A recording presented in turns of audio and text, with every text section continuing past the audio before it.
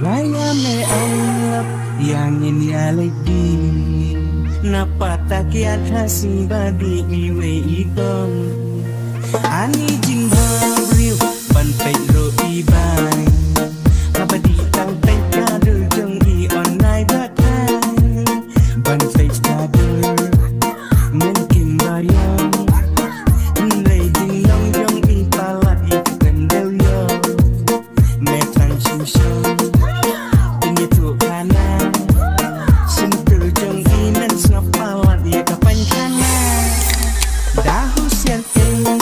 Yo mengop sisa nama bagi pintik ya di kamlang ba abati pandin di sau ki khunda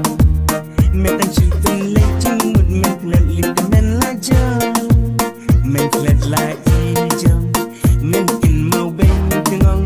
ya katukan basu tenan badi iko ondala ramya yo me bakla tan katakan lok dalam yang dong me lakla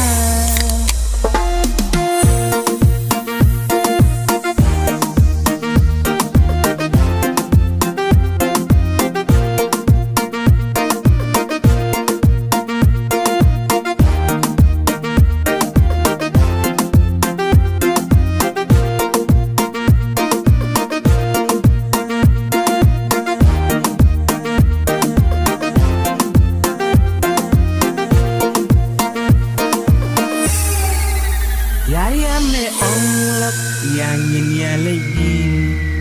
napa tak kiat kasih bagi iwe ikon ani jing bha beliau bantai ro iban abadi tang pek kadu jong i online datang ani jing bha beliau bantai ro iban abadi tang pek kadu jong i online datang bantai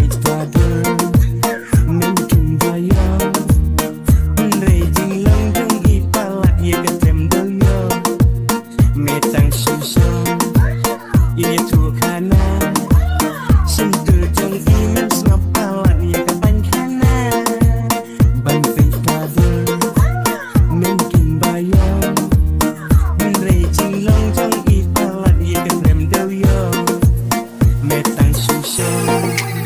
ini tuh karena sentuh jeng iman senapalan ya kapan karena